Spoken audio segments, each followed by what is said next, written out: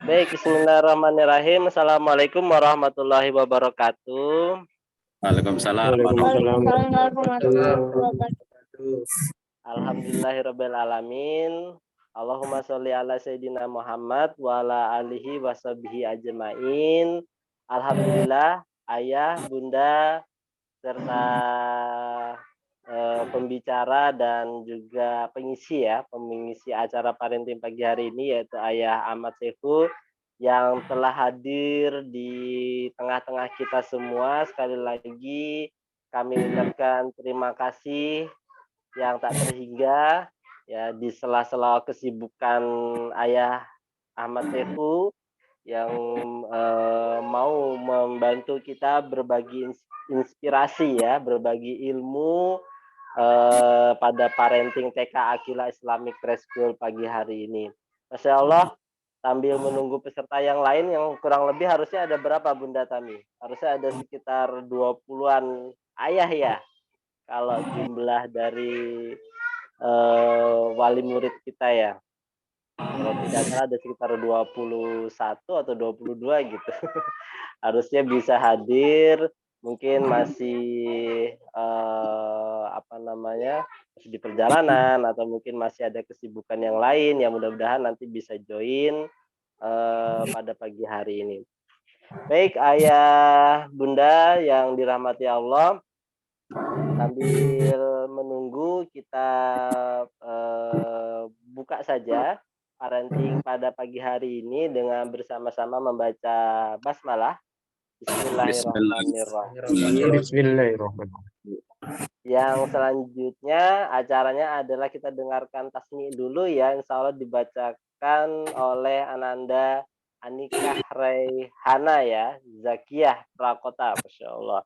Namanya insya Allah sangat bagus sekali ya. Nah, insya Allah, alhamdulillah Ananda sudah hadir. Yang membacakan surah apa, Ananda? Ananda Anika? Adiyat. Surah Adiyat. Baik, kita dengarkan dulu ayah bunda dari tasmi dari surah dari Ananda Anika. Silakan Ananda.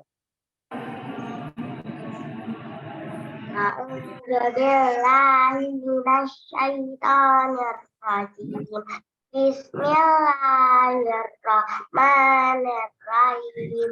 Wala jadi gabah wal muriyat qadaha wal muirati sudah fazarnati naqa'a fazadadami jam'a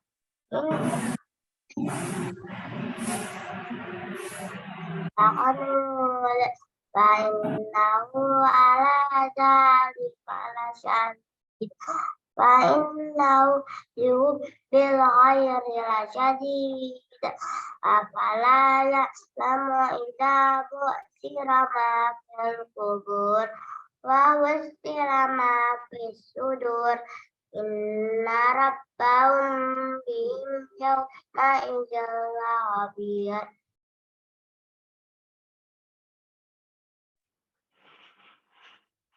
Masya Allah, sadaqallahul azim.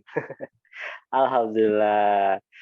Ya, terima kasih Ananda Anika, Ananda Anika yang sudah membacakan surah Al-Adiyat. Sudah hafal ya? Sudah berapa surah ini Ananda Anika? Di juz 30 ini.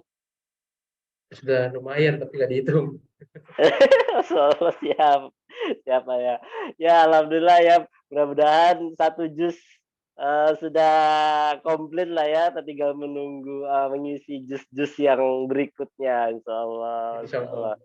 Alhamdulillah, barakallah. Baik, ayah bunda yang dirahmati Allah, kita sudah mendengarkan tasmi tadi ya dari Ananda Anika surah Al-Adiyat, dan tampaknya tanpa memperpanjang waktu lagi ya, alhamdulillah juga tadi sudah ada ayah Ahmad Sehu ya. Kalau saya sih biasanya malah coach ini. Coach Sehu gitu. Yang insya Allah kalau ayah bunda mungkin sudah tahu beliau siapa begitu ya. Apalagi sepak terjangnya di dunia kewirausahaan insya Allah sangat terbukti dan teruji gitu ya. Mungkin kalau ayah bunda sudah sempat mampir di warung, bukan warung lagi ya, restoran kali ya, warung nasi kebuli, Bang Ahmad. Nah, itu salah satu ownernya ini adalah ya ayah Sehu ini ya, yang alhamdulillah hadir di tengah-tengah kita dan masya Allah beliau juga mungkin sebagai ayah yang hebat juga ya. Sudah berapa Ustadz anaknya Ustadz? Anak Kalau tidak, satu. oh masya Allah satu ya. Yang salah sudah besar anu ya kuliah Ustadz ya? Atau Sudah selevel kelas 2 SMA level 2 SMA, masya Allah. Siap. di sekolah bisnis, bukan di sekolah SMA biasa Oke, di Bandung ya Ustadz? di Bogor. Oh, di Bogor, siap. Baik. Alhamdulillah nanti insya Allah beliau akan berbagi inspirasi kepada kita semua ya. Untuk tema parenting bulan ini, temanya tentang apa nih, persembahan ayah ya. Ya, persembahan untuk ayah ya. Intinya bagaimana kita selaku ayah-ayah hebat ini membawa keluarga kita sejauh mana begitu ya. Nah, jadi insya Allah beliau akan berbagi tips-tipsnya atau ilmu-ilmunya kepada kita semua, bagaimana untuk membawa kebahagiaan bagi keluarga kita ya, karena kita selaku kepala rumah tangga begitu ya, yang harus menyelamatkan keluarga kita, terutama baik di dunia maupun di akhirat kelak. Baik, silahkan kepada Ayah Ahmad Sefu waktu dan tempatnya untuk mengisi parenting. Ya, bismillahirrahmanirrahim. Assalamualaikum warahmatullahi wabarakatuh. Waalaikumsalam. Allahumma sholli ala sayyidina Muhammad wa ala alihi wa ashabihi ajmain, amma ba'du. Para ayah, mungkin ada bunda juga yang dirahmati Allah SWT.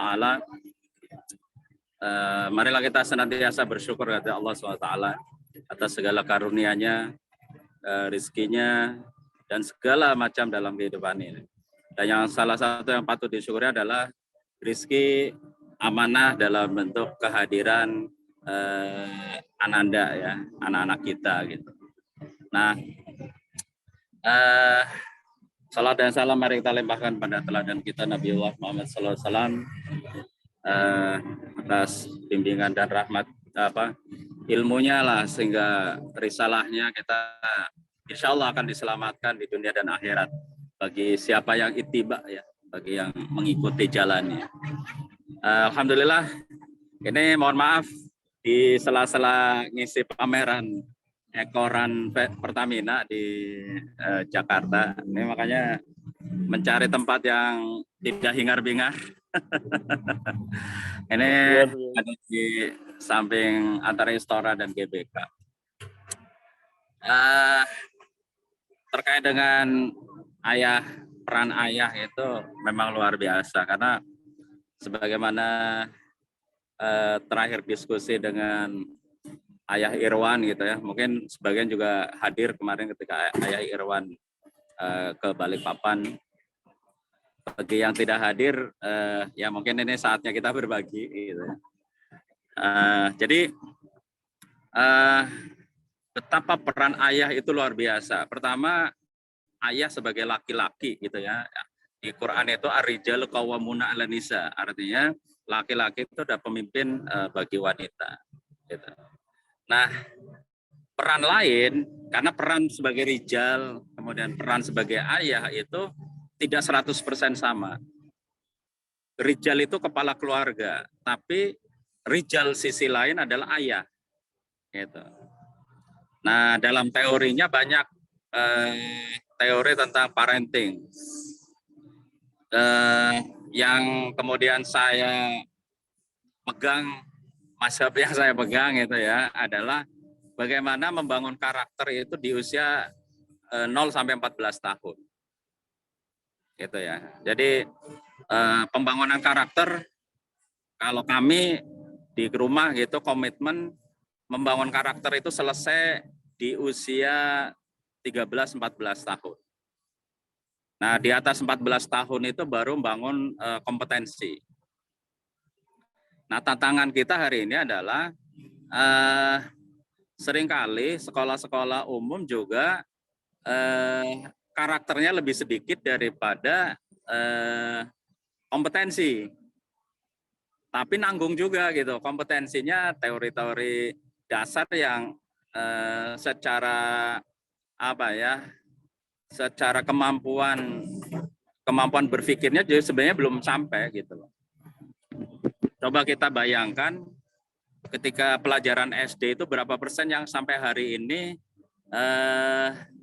menjadi sesuatu buat kita gitu. Kalau saya pelajaran SD itu yang sampai hari ini applicable atau dipakai adalah kemampuan membaca. Kemudian kemampuan berhitung. Kemampuan bersosialisasi gitu ya. Selebihnya kita dapatkan di level SMA gitu. Di level SMA. Nah, ini kan akan sangat sayang di zaman sekarang problem kita adalah banyak orang soleh yang tidak kompeten. Di sisi lain banyak orang kompeten tapi nggak soleh. Ini tantangan dunia realitas hari ini seperti ini. Kita melihat bahwa kalau dari sisi ekonomi gitu, ekonomi yang dikelola oleh berbasis komunitas agama gitu, lebih banyak gagalnya daripada berhasil. Ya alhamdulillah Muhammadiyah dengan aset yang luar biasa gitu ya.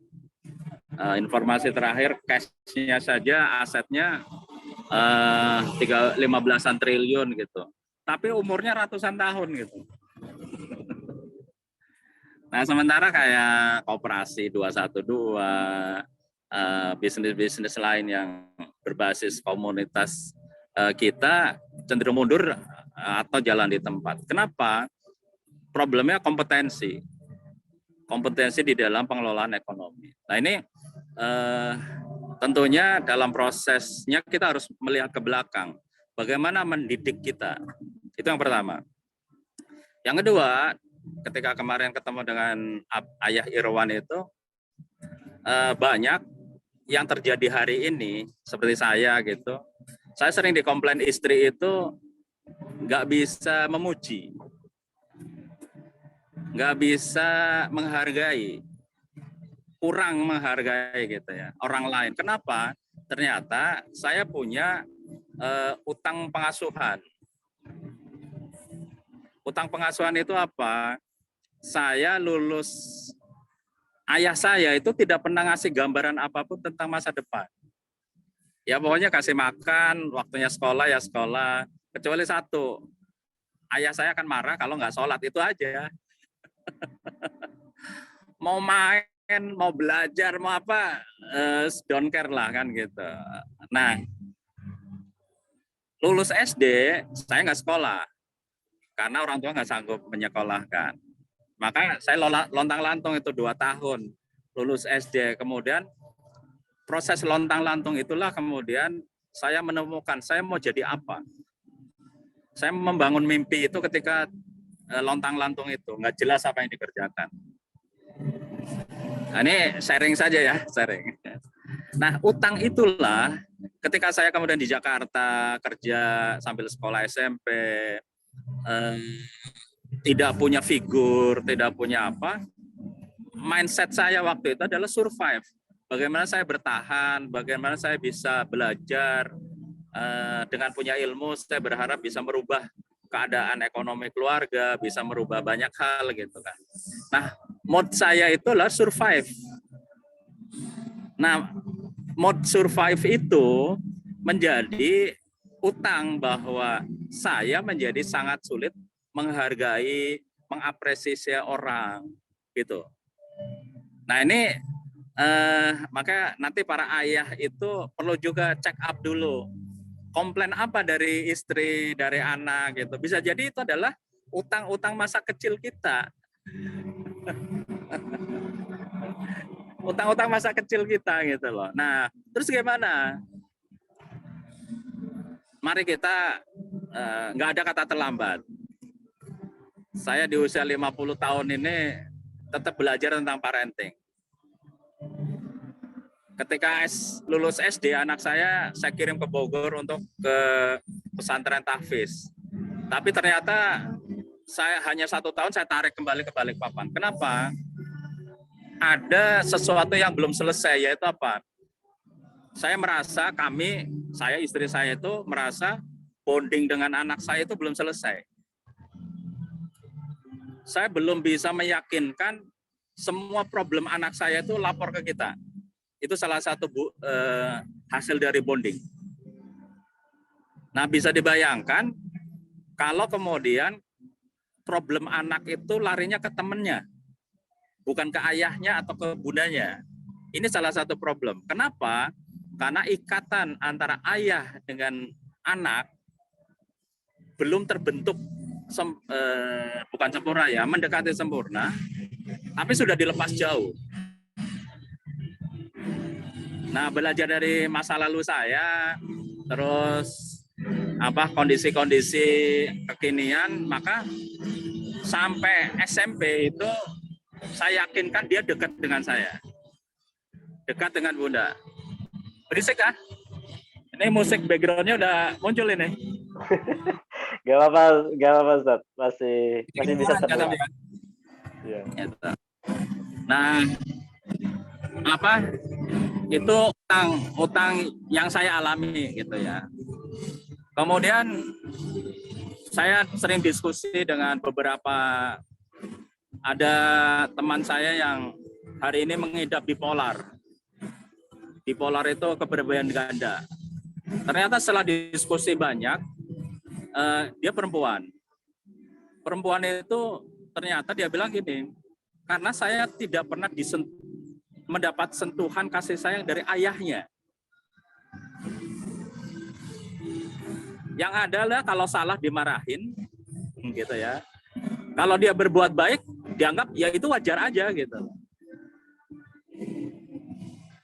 Nah, saking dia mengalami bipolar disordernya itu sampai tipe suicidal, jadi dia hampir bunuh diri. Nah ini kan bukan dia nggak punya orang tua, bukan dia nggak dia sampai kuliah, sampai apa gitu. Artinya apa? Nggak cukup dengan ngasih makan, ngasih pendidikan, enggak, tapi ada pengasuhan yang diawali dari usia, bisa jadi kalau di buku Tarbiyatul Aulad fil Islam, mendidik anak itu sebelum menikah gitu loh. Nah masalahnya nggak ada sekolah ayah, nggak ada sekolah ayah bunda gitu kan. Akhirnya apa? Yang dilakukan adalah copy paste apa yang pernah dialami. Kalau kemudian punya kesadaran akan merubah. Saya dulu diperlakukan begini, tapi nggak bagus. Kemudian saya merubah. Nah itu bagi yang kemudian belajar dan berpikir. Tapi bagi yang tidak, begitu menikah urusannya sudah langsung masuk dalam pusaran urusan rumah tangga, urusan keluarga besar, urusan ekonomi, urusan tiba-tiba ada anak. Nah, itu yang kemudian situasi itu mengeluarkan pengalaman masa lalu, copy paste, dulu saya diperlakukan begini, ya itu yang akan dilakukan. Nah itu yang kemudian akhirnya kondisi tidak ideal yang kemudian diwariskan karena ketidaksiapan kita. Nah ini pelajaran dari beberapa diskusi tentang keayahan ya. Saya diskusi dengan teman juga, anaknya sekarang sudah menikah, sudah punya anak. Tapi ketika anaknya mengalami kegagalan, dia menyalahkan orang tuanya. Loh saya tanya, kok bisa begitu? Iya, saya sudah ini ya. Saya bilang gini, boleh nggak cerita masa kecilnya seperti apa? Gitu ya. Ternyata orang tua terlalu memaksakan keinginannya. Kamu harus belajar di sini, kamu harus kuliah di sini, kamu ini. Nah itu. Nah ketika itu diikutin dan ketika kehidupan dirinya harusnya mandiri dengan ilmu yang sudah dibekali dan gagal, dia tidak menyadari bahwa kegagalan itu karena dirinya, tapi ini karena ayah, karena orang tua. Dulu saya dipaksa ke sini, saya dulu paksa ke sini. Nah, ini dari beberapa diskusi ini, maka mari kita harus sering, kalau bisa bikin sekolah ayah memang. Sekolah ayah bunda gitu. Karena memang tidak ada sekolahnya. Orang tersadar biasanya ketika nanti terjadi sesuatu. Kalau tidak terjadi sesuatu ya fine-fine aja dan sebagainya. Nah, kesadaran-kesadaran itu saya pikir sangat baik dengan hadirnya parenting khusus untuk ayah, dan pesan saya untuk ayah yang punya anak perempuan, jadikan ayah itu adalah cinta pertamanya anak perempuan. Sentuhlah dia, diusap kepalanya, didengerin ceritanya, ditemenin prosesnya gitu ya, sampai dia menikah. Untuk anak perempuan kan, sampai penyerahan wali itu ditransfer ke calon suaminya sebagai walinya anak perempuan kita.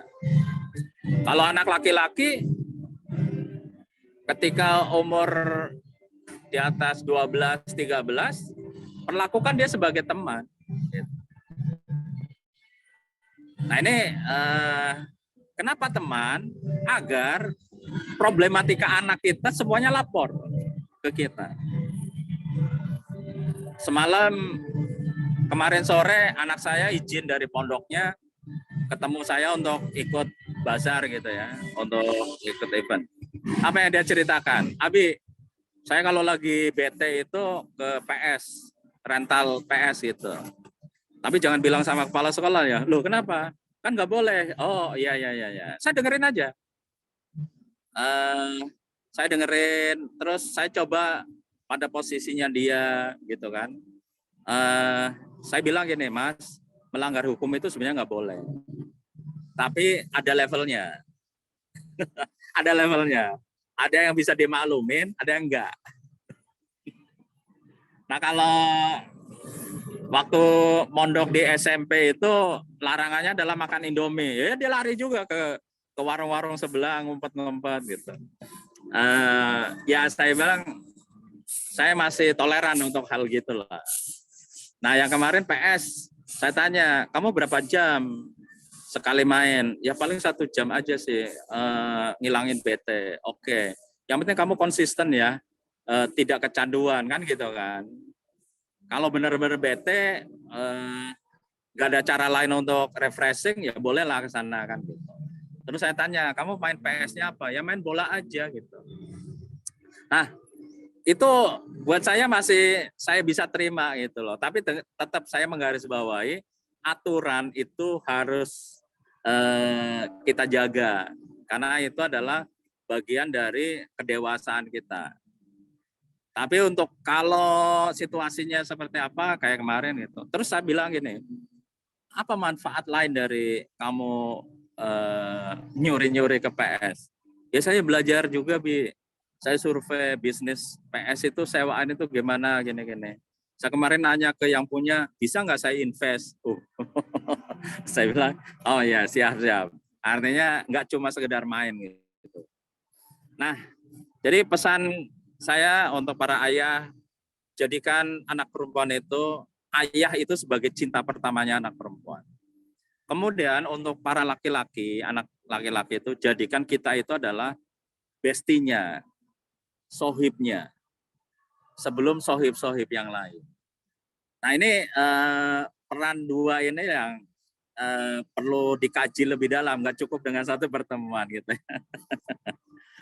Ya mungkin seperti itu, kita diskusi saja biar lebih mengena gitu ya. Kalau teori terlalu banyak teori, nanti mau pakai mazhab yang mana gitu ya. Begitu, insya Allah saya kembalikan ke Ustadz Iwan. Fadol. Baik Ayah Sehu, terima kasih banyak, Masya Allah. Itu mungkin baru masih pengantar ya Ustadz ya. Di balik banyaknya ilmu yang harus kita gali lagi lebih dalam ya sebagai seorang ayah ini. Ini karena title kita sudah jadi seorang ayah sehingga kita semua yang hadir di Zoom online ini punya tanggung jawab lebih ya dibandingkan kita dulu yang masih single gitu kan, single factor kata orang gitu.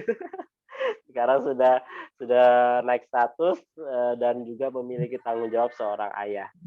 Baik, ayah bunda yang hadir di Parenting Akila TK Akila Islamik ini, silahkan jika ada yang mau didiskusikan ya. Tadi beberapa keywords yang ayah Saifu sampaikan tadi, mulai dari kita coba mulai dari kompetensi kita, kompetensi diri kita dulu ya. Kita coba buka lagi, refresh lagi ya. Istilahnya itu kita berkaca lah ya dari kemampuan personal kita seperti apa. Selanjutnya ya kita juga harus melihat pola-pola pengasuhan ya, baik dari masa lampau ya, masa saat ini maupun masa yang akan datang begitu. Itu menjadi beban atau mungkin menjadi catatan lah ya, menjadi catatan tersendiri bagi kita bagaimana untuk ke depan kita harus menyelesaikan ya. Kalau tadi ayah Saihu bilang ya harus survive dengan kondisi yang mungkin berbeda dengan ayah-ayah yang hadir di sini begitu ya kondisinya. Mungkin ada yang dulu pengasuhannya totalitas, ada yang juga ditinggal-tinggal, mungkin dia tinggal kerja dan sebagainya. Tapi mungkin pada umumnya hampir sama kali ya ayah Saifu ya. Jadi mungkin kita juga tidak merasakan aura bahasanya aura ya, aura ayah, sosok ayah kita yang sebenarnya dulu seperti apa gitu ya. Sehingga kita membayangkan saja kira-kira ke depan itu kalau jadi ayah itu seperti apa sih begitu. Jadi banyak tadi ayah Saifu bilang kayaknya harus ada sekolah keayahan begitu ya. Kurang lebih seperti itu. Baik, silakan ayah bunda yang ingin berdiskusi saja ya pada parenting kita kali ini. Nih sesinya memang sesi khusus ayah kayaknya ini. Jadi silakan kalau ada yang mau curhat juga boleh begitu. Intinya menumpahkan gitu atau ya berdiskusi lah ya, berdiskusi tentang apa sih yang menjadi kendala-kendala kita selama ini.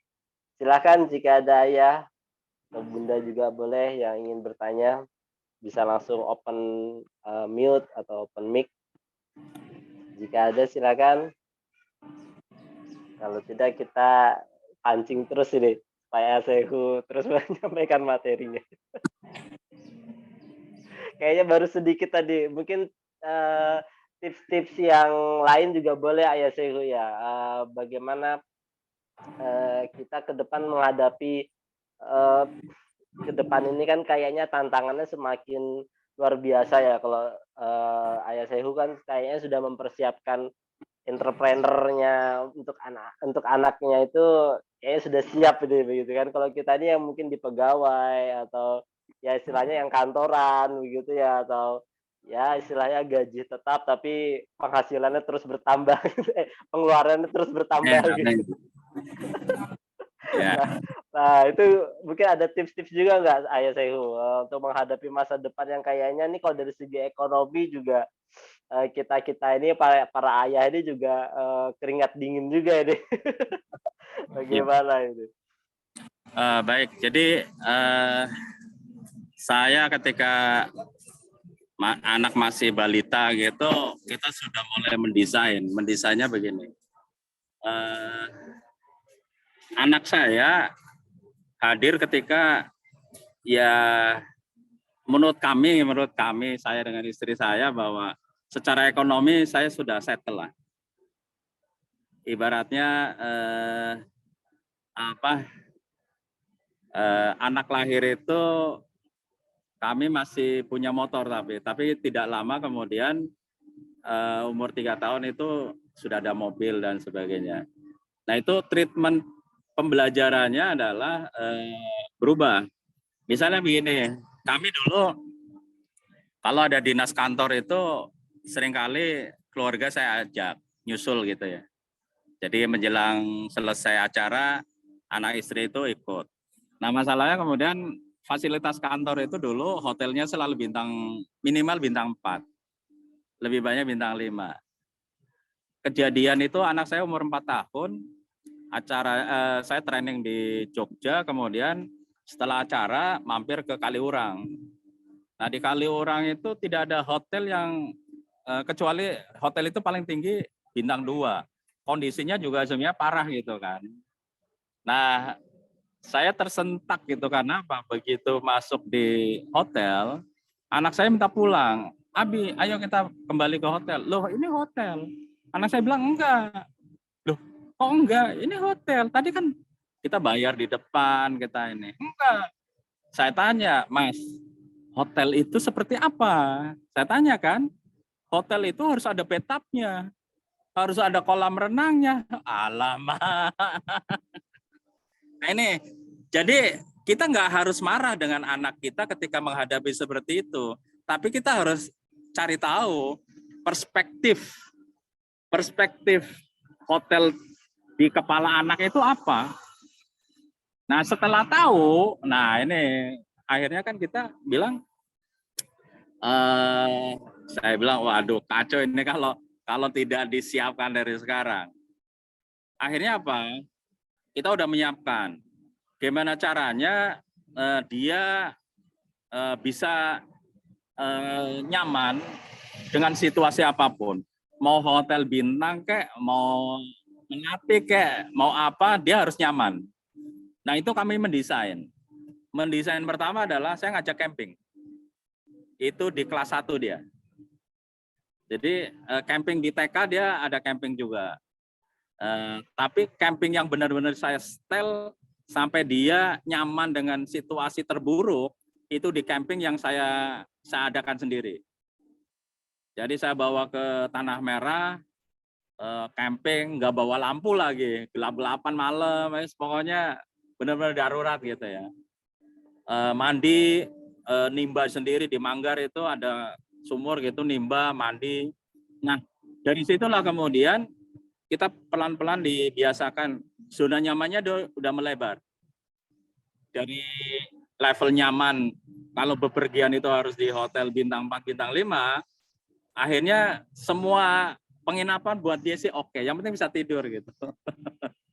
itu yang tentang zona nyaman terhadap dia berinteraksi. Yang kedua tentang uang. Nah, tentang uang. Ini juga saya kadang-kadang prihatin dengan anak yang bisanya cuma minta. Nggak dikasih nangis. Ini juga berisiko. Berisikonya kenapa? Kadang-kadang ada ayah atau bunda yang mengatakan gini,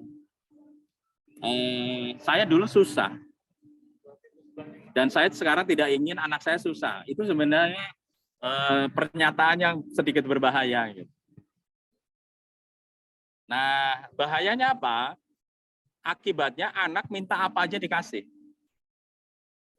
Kalau ayah bunda itu duitnya nggak berseri sih nggak masalah sebenarnya. Kalau ayah bunda itu posisinya sultan, buat saya sih nggak masalah. Mau minta apa aja ada kan. Nah problemnya itu adalah ketika kita nggak punya. Problemnya adalah dengan sumber daya yang terbatas. Nah makanya sejak anak saya TK, saya kenalkan.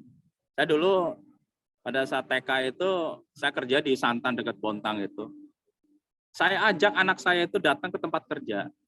Saya tunjukkan, nih loh, abimu cari duit itu sebegininya.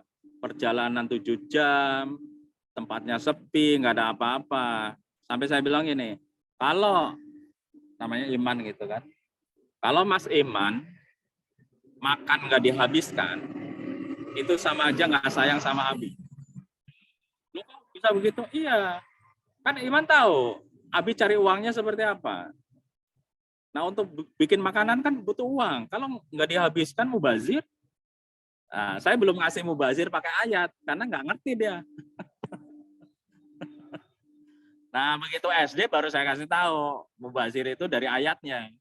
Di TK itu enggak. Saya bilang ini loh cari uangnya itu ayah sampai Abi itu sampai jauh.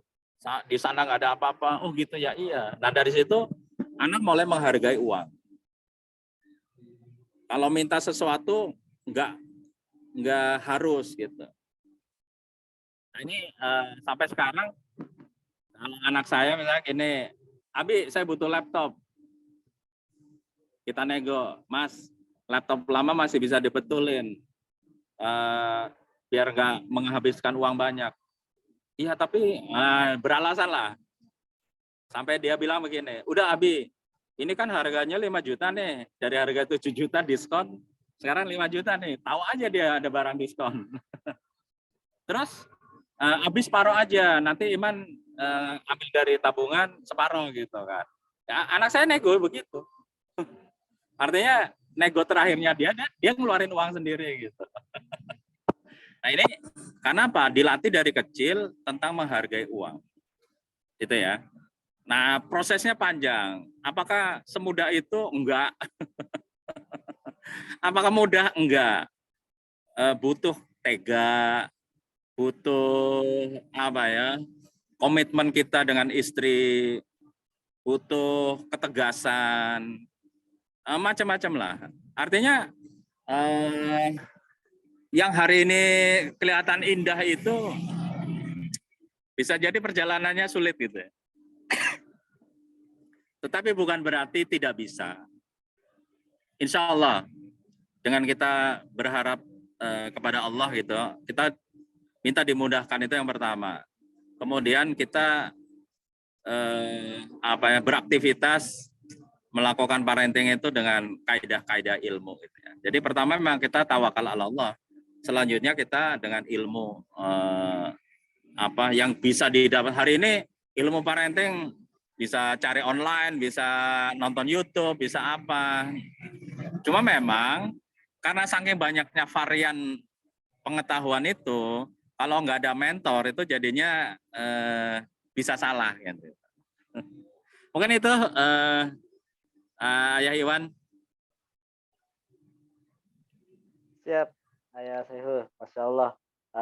Mudah-mudahan bisa dipahami ya oleh semua peserta parenting pagi hari ini. Silakan Ayah, kalau ada yang mau bertanya ini saya lihat yang baru buka kamera Ayah Abila ya. Apa kabar Ayah? Sehat? Ya, silakan mungkin Ayah yang lain jika mau bertanya. Pokoknya bebas ini mumpung Ayah Sehu bisa diganggu ini. Walaupun itu kan kesibukannya luar biasa ini ya. Dalam rangka mencari nafkah juga. Ya, masih produktif Ustadz ya. Kalau boleh tahu berapa usia saat sekarang Ustadz Sehu? Ayah Sehu? Saya sekarang 53. Masya Allah. Masih setengah lah ya kalau saya ini. Setengah perjalanan ini. Baik. Ini tampaknya ada yang bertanya sambil saya bacakan aja ya, Pak Sehu ya. Assalamualaikum warahmatullahi wabarakatuh. Bismillah, izin Ayah Pak Ahmad. Bagaimana cara menyadarkan seorang ayah yang tidak peduli terhadap perkembangan anak, tidak pernah diskusi sama anak, diskusi ketika menegur ada salah dan marah saja, sedangkan anak ini usia sudah 12 tahun, jadi sekarang posisi anak ini pun enggan dekat dengan ayahnya. Mohon bagaimana mendekatkan si anak dengan ayah. Ayahnya kakak sendiri. Oh, gimana? Oh, ayahnya itu kakak sendiri dan si anak ponakan saya. Oke. Mungkin bisa dipahami Ayah Sehu pertanyaannya? Jadi perlu diskusi 4 mata dulu antara bunda dengan ayah tentang hasil akhir dari pendidikan anak itu nanti akan seperti apa. Harus disepakati. Artinya gini, bisa jadi ketidakpedulian ini kan karena tadi ada hutang pengasuhan masa lalu yang nggak selesai. Kata Ayah Irwan itu, kalau bisa sebelum kita menyelesaikan ke anak, kita harus selesai dulu dengan diri kita nih. hutang-hutang pengasuhan masa lalu kita itu kita harus menyadarinya. Nggak bisa diulang, tapi kemudian kita sadar dan kemudian tidak dipraktekkan ulang. Gitu loh. Kalau pertanyaan tadi bisa jadi dia mengalami utang pengasuhan, dicuekin keluarganya, ayahnya, dicuekin apa. Dan hari ini itu diulang gitu loh, karena tidak sadar gitu loh.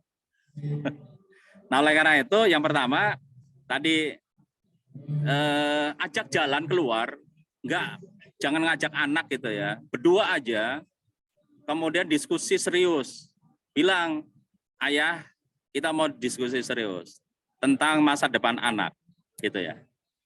Ayah sebagai pimpinan harus punya gambaran, istri posisikan sebagai istri, sebagai apa ya, orang yang dipimpin gitu. Jadi posisikan ayah itu sebagai pemimpin dulu. Dengan seperti itu kemudian dengerin dia maunya seperti apa. Kalau kemudian bunda itu punya gagasan, setelah ayah menyelesaikan gagasannya dulu. Gitu kan. Jadi jangan dipotong di tengah jalan.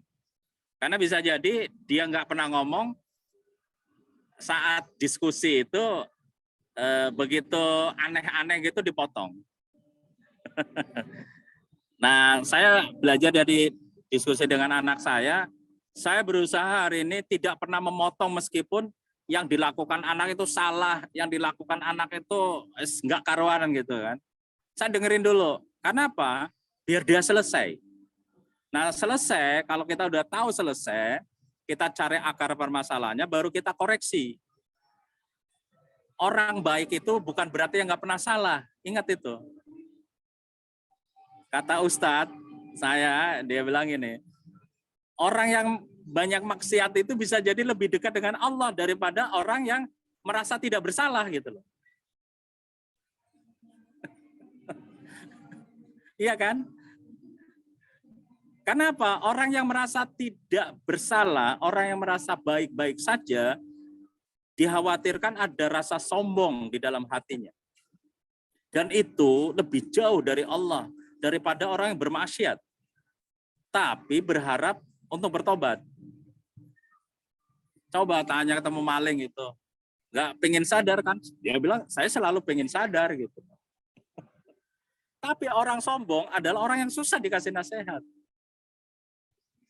Nah ini kita harus menyadari itu. Kembali ke pertanyaan tadi, ajak ayah itu berdua dengan bunda, diskusikan apa rencana masa depan anak. Nah kemudian baru bicara prosesnya. Karena apa? Antara goal dengan proses itu tidak akan berbeda. Tidak akan berbeda. Saya sering ngasih contoh itu ketika ngasih diskusi pelatihan itu, nanti para ayah bisa cari puzzle, gambarnya pemandangannya bagus, puzzle-nya 1000 pieces. Ada di online, ada di Gramedia dan sebagainya. Itu menggambarkan tentang masa depan itu adalah gambar yang indah itu. Tetapi proses itu bentuknya adalah potongan-potongan dari puzzle itu. Apakah membuatnya secara linear atau tidak, para ayah bunda silakan praktekkan di rumah.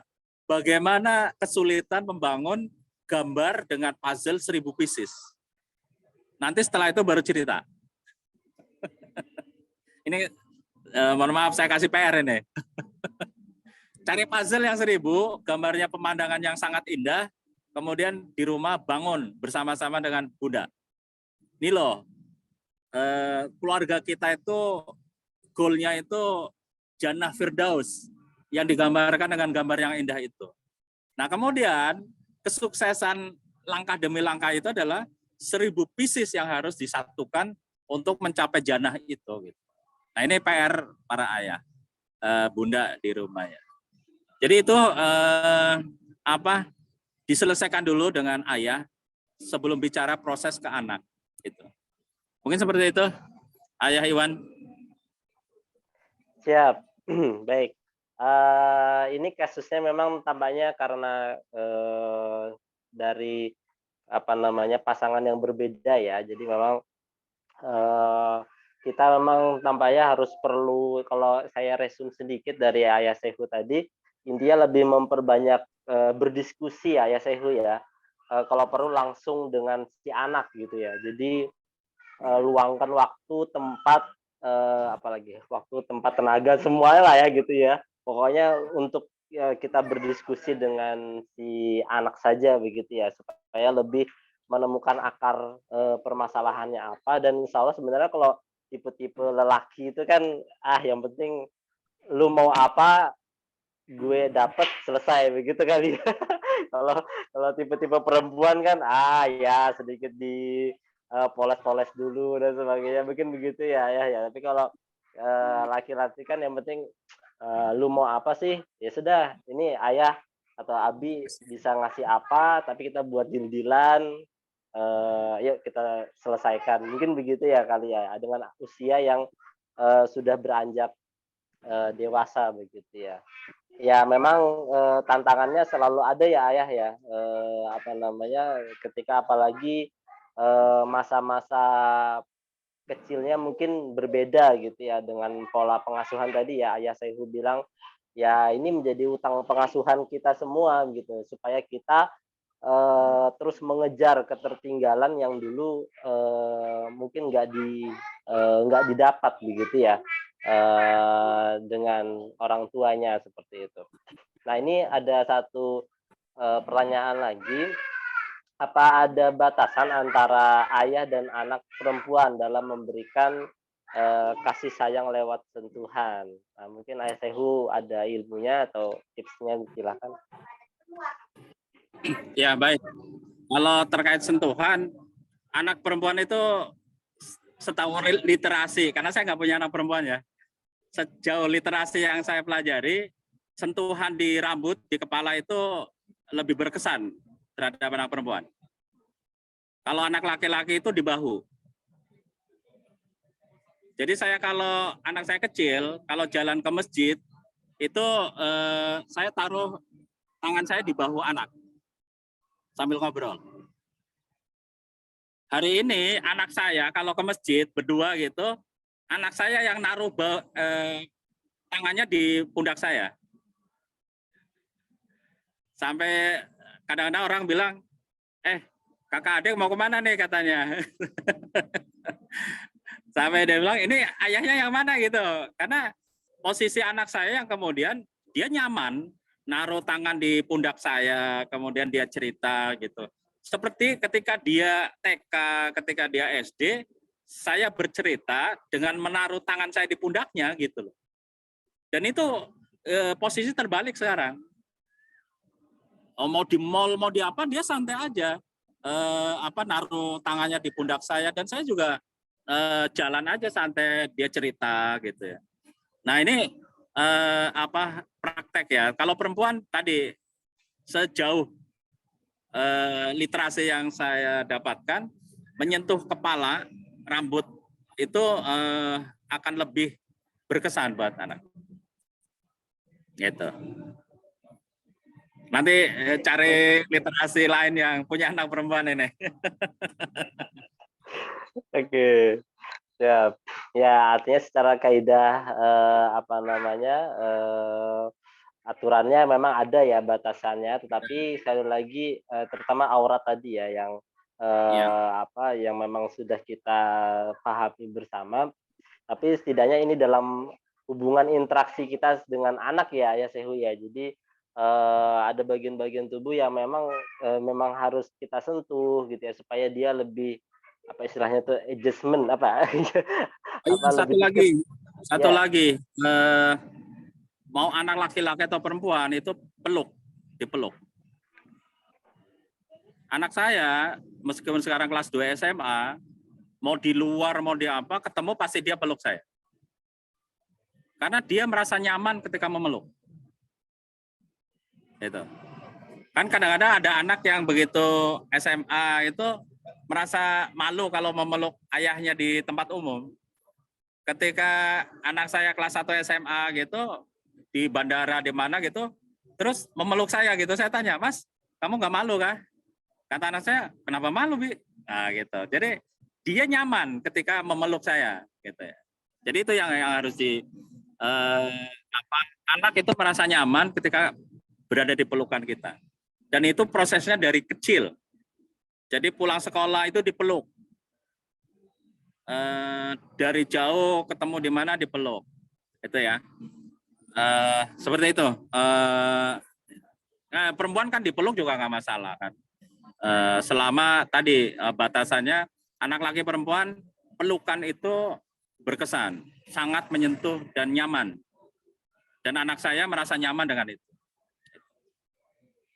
Oke, ada lagi pertanyaan tadi? Siap. Ini tambahnya ada lagi nih, masih penasaran ini ya. Oke, satu lagi, bagaimana cara kita tahu anak itu bahagia mempunyai ayah bunda seperti kita? Kenapa? Bagaimana cara kita tahu anak itu bahagia mempunyai ayah bunda seperti kita ini? Wah, ini gimana ya, Asehu? Jadi gini, saya biasa diskusinya begini, Mas, apa yang membuat kamu bahagia? Itu pertanyaannya. Dia akan cerita ya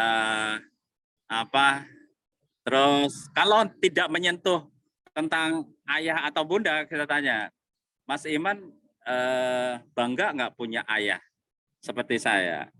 Bangga nggak seperti bunda? Gitu. Maka kemudian kalau berkunjung ke rumah saudara, kita titip pertanyaan ke saudara kita untuk bertanya tentang bagaimana dengan ayah bundanya. Dia cerita ke orang. Jadi sampai hari ini saya itu proses pengajaran, saya praktekkan di rumah. Kemudian saya suruh kalau libur, kalau apa itu ke rumah teman. Kayak kemarin libur hari santri 4 hari gitu, anak saya kirim ke Bandung gitu, ke teman saya. Nah, saya titip ke teman saya, tolong ditanya, diskusi tentang apa yang dia pelajari di sekolah, tentang apa gitu loh. Jadi kita pesannya lewat teman gitu loh. Mengujinya. Soalnya kalau kita nanya langsung bisa jadi jawaban itu antara tulus dan tidak, itu nanti kadang-kadang kita sulit menilainya. Tapi kalau orang lain yang bertanya, makanya kalau saya dengan teman-teman, saya bagian dari parenting. Saya titip pesan ke keluarga dan sebagainya. Gitu. Baik, Masya Allah. Ya, itu bisa juga salah satu tipsnya ya, Ayah Sehu ya. Jadi kita membuat badan intelijen sendiri gitu ya. Ya. Dengan menitipkan gitu ya, menitipkan orang lain, pura-pura bertanya gitu ya. Kamu seneng gak jadi anaknya si ini gitu ya. Betul. Ya itu bener ya SEU. Jadi kadang anak itu kadang sama eyangnya gitu ya, terutama anak saya itu, kalau sama eyangnya itu curhatnya luar biasa begitu. Dari A sampai Z kayaknya keluar semua itu. Jadi kadang saya, wah ini rahasia-rahasia dapur itu juga kayaknya keluar juga gitu ya. Tapi is okay gitu ya. Selama memang kita juga harus bisa, ya itulah kondisi real gitu ya, bagaimana mengasuh anak-anak kita sendiri gitu ya, dan ini menjadi catatan juga bagi kita untuk introspeksi ya, tadi seperti Ayah Saihu bilang di awal, kita terus introspeksi, kita lihat kompetensi kita ya, kita terus gali ilmu-ilmu kita, cuman poinnya memang lebih memperbanyak komunikasi antar anak gitu ya, dan selebihnya ya batasan-batasan kita dengan anak kandung maupun baik yang laki-laki maupun perempuan, itu insya Allah kita pasti akan merasakan kok ya, ini pasti ada yang salah atau mana yang benar, ini pasti kita akan memilih gitu ya, cara yang terbaik lah untuk mereka seperti itu. Dan insya Allah dari apa yang disampaikan sama Ayah Sehu tadi menambah kehasanahan atau keilmuan kita terkait, kita selaku ayah maupun bunda juga gitu ya, lebih memahami. Memang kalau di rumah ya kita kepengennya, "Udahlah Bun, bunda aja yang ngasuh lah, kalau ada ribut-ribut apalagi anaknya cowok-cowok," gitu ya. Kalau saya sih anaknya cowok-cewek gitu ya, kadang ya ributnya, masih ribut, ingin cari perhatian begitu ya. Mungkin kalau yang anaknya cowok-cowok gitu ya, ributnya mungkin, apa gitu ya, apa, kelahi beneran atau apa gitu. Nah itu, hal-hal seperti itu mungkin kadang kita langsung melemparkan ke bundanya dan sebagainya. Tapi sebenarnya seharusnya kita juga bisa mengambil peran di situ ya, untuk bisa menjadi, tadi sosok yang memimpin gitu ya, tadi ya Ayah Sefu bilang ya, menegaskan kita punya otoritas, kita harus punya, apa, keputusan, kesimpulan begitu ya, yang harus kita, terapkan di keluarga kita, begitu kali ya Ayah Sehu ya? Eh, saya tambahkan terkait dengan peran ayah bunda pada terkait usia ya. Dari diskusi saya dengan ayah Irwan itu, Nabi Ibrahim itu diasuh ibundanya itu sampai usia 9 tahun, apa sampai 12 gitu ya. Nah, tapi pada saat 9 tahun, ada peran yang tidak bisa digantikan, peran ayah yang tidak bisa digantikan. Yaitu apa? Mengajar tentang berburu, mengajar tentang mencari uang dan sebagainya. Nah, Bunda Hajar itu kemudian meminta para kabilah yang mampir di Ka'bah yang mau ngambil sumur air Zam-Zam itu diminta untuk ngajarin Ibrahim itu berburu. Peran-peran laki-laki yang tidak bisa digantikan oleh perempuan.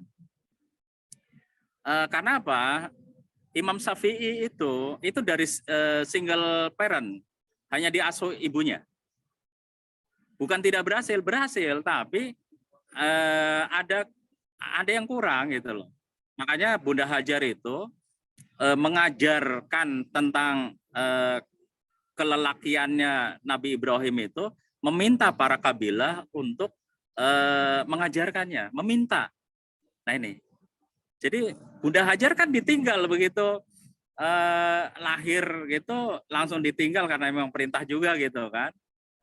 Sampai usia berapa? Kalau nggak salah ketemu lagi itu usia 14 tahun, nanti dicek di referensi. Seperti itu. Nah, setelah umur 9 tahun, Bunda Hajar itu sadar ada peran yang tidak bisa digantikan, peran ayah itu gitu loh. Maka kemudian minta lelaki kabilah yang datang ngambil air Zam-Zam itu untuk mengajarkan hal yang sifatnya laki-laki. Nah, hari ini bagaimana? Ayah itu harus mengajak kesibukan di rumah, ganti lampu, ganti apa di rumah, hal-hal kecil itu, anak itu harus dilibatkan agar siap nantinya. Ganti lampu, pegang obeng, betulin sepeda, nyuci motor, apa itu harus dilibatkan agar dia siap nanti ketika akil balih itu dia udah siap mengemban amanah taklifnya anak kita itu. Mungkin itu tambahannya.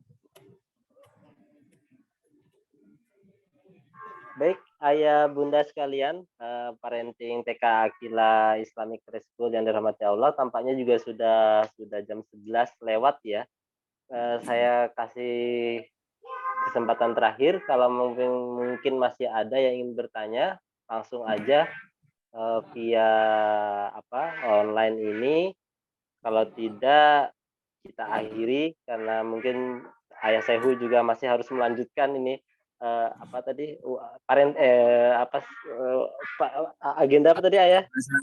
Lagi event ekoran Pertamina di Istora ini.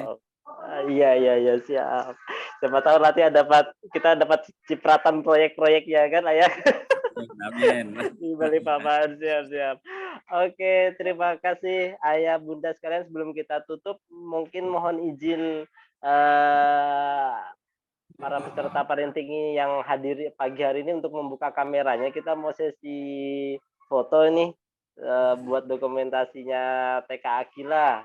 Ya, ini dia jarang-jarang ini kan, khusus biasanya bunda-bundanya aja ini yang sering hadir. Mudah-mudahan ayahnya ada berapa ini? Ada 2 ini kayaknya, baru 3 sama saya ya. Ada 3 ayah ini. Oh 4, Masya Allah. Ya, ayah Bila, ayah Irlan, sama ayah Adeva ya. Iya, salam kenal juga ini. Saya juga jarang ketemu ini sama ayah-ayah hebat TK Akila ini. Ya, ayah Hasna tadi saya lihat juga ada. Oh, ada ayah Kolbi ya. Salam ayah Hasna. Boleh juga kalau bisa buka kameranya, kita mau foto sebentar. Ada ayah Hasna? Oh, tadi sempat hadir di tengah-tengah kita. Baik, langsung saja kita foto sebentar ya, buat dokumentasi. Oke, sebentar saya siapkan. 1, 2, 3. Nah, saya baru muncul ya. Oke, sekali lagi. 1, 2, 3. Masya Allah, siap. Terima kasih Ayah, Bunda, terutama bil khusus Ayah Sehu yang sudah ini anaknya itu anaknya Ayah Hasna ini di sini malah. Baik, terima kasih Ayah Bunda semua, Ayah Sehu sekali lagi jazakallahu khairan kasir sudah mau berbagi ilmu waktunya buat kita semua pada pagi hari ini. Ya, mudah-mudahan di pertemuan berikutnya kita akan mencari tema-tema yang lebih seru berikutnya ya, lebih update terkait apa namanya? Ya, terkait ya kondisi-kondisi sekitar kita ya. Ya karena ya kita ini mungkin usia-usia kayaknya kan kalau dilihat wajah-wajahnya ya kurang lebih aja lah kita ini semua ya kan usia 30, 40 gitu ya. Ya di sini kayak ayah Tehu aja yang paling senior ini. Ya, jadi siapa tahu nanti next kita bisa ngopi bareng nih di warung nasi kebulinya. Aduh ya, Ustaz Tehu ya. Ya, insya Iya, iya, iya, iya. Siapa tahu katanya kan kalau lelaki itu kan yang penting banyakin ngopi aja itu ya. Kita nanti ngobrol lah ya. Iya, siap, siap. Nanti ditunggu kalau sudah balik ke Balikpapan ya Ayah Sefu ya. Kita bisa ngobrol-ngobrol lagi, berbagi tips-tipsnya ya kan. Mudah-mudahan ke depan kita bisa lebih baik lah karena ini memang tugas kita semua untuk membawa peradaban manusia yang lebih baik di masa-masa yang akan datang ya. Walaupun sekali lagi tadi tantangannya luar biasa sekali, kayaknya tahun-tahun ke depan ini menjadi ujian berat bagi kita semua para ayah maupun calon-calon ayah juga gitu ya di luar sana yang waiting list lah istilahnya begitu ya. Mereka menunggu juga kehebohan menjadi seorang ayah-ayah berikut. Baik, kita tutup parenting kita pada pagi hari ini. Sekali lagi saya mohon maaf ya jika ada hal-hal yang kurang berkenan dalam membawa acara parenting pagi hari ini. Mudah-mudahan ke depan kita buat acara yang lebih menarik dan lebih baik. Kita tutup dengan membaca doa penutup majelis. Alhamdulillahirabbil subhanakallahumma wa bihamdika asyhadu alla ilaha illa anta astaghfiruka wa atubu ilaik. Terima kasih banyak. Nah, sama-sama Bunda. Salam. Izin dulu ya. Waalaikumsalam. Siap. Waalaikumsalam. Baik. Ya, insya Allah ketemu lagi di waktu yang akan datang. Matikan ya.